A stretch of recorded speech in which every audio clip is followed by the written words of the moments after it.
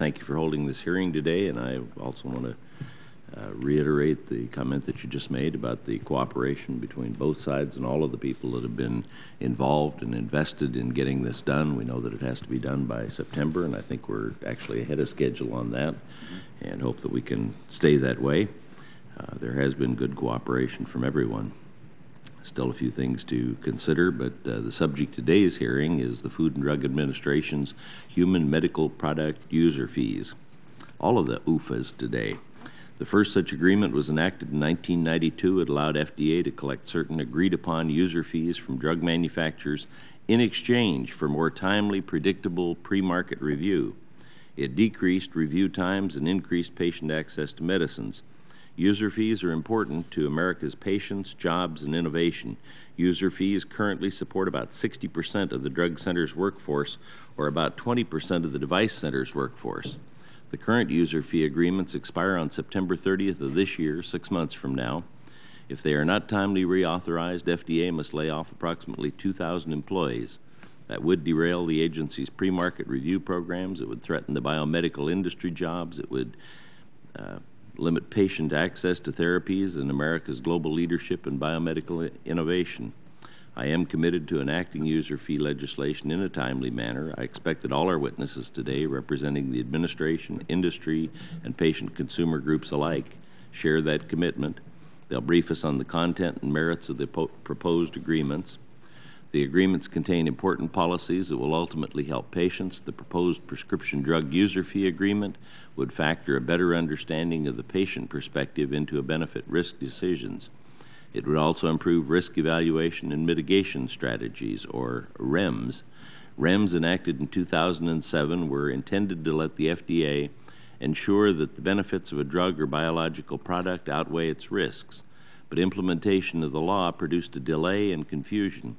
The proposed agreement should go a long way towards fixing those problems, for instance, by standardizing the process and clarifying the medication guides are not part of REMS. The proposed medical device user agreement will help FDA hire and train more reviewers, managers, and technical writers. It will also improve the predictability of the pre-submission process and ensure that no submission is left behind. The proposed generic drug user fee agreement will help the FDA inspect more foreign establishments and attack a large backlog of applications. These new user fees will also help FDA tackle the problem of drug shortages, providing the resources needed to expedite the review and approval of more generic drugs.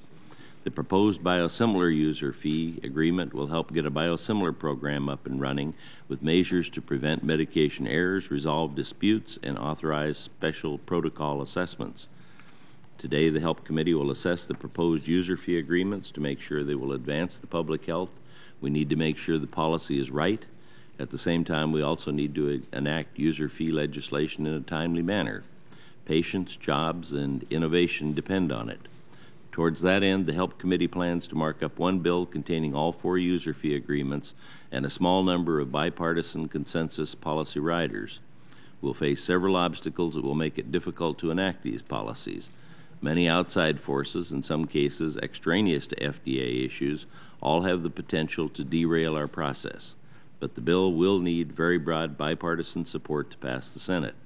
I would encourage stakeholders to keep the big picture in mind as they contemplate trying to include proposals that could add cost, complexity, and/or controversy to the bill.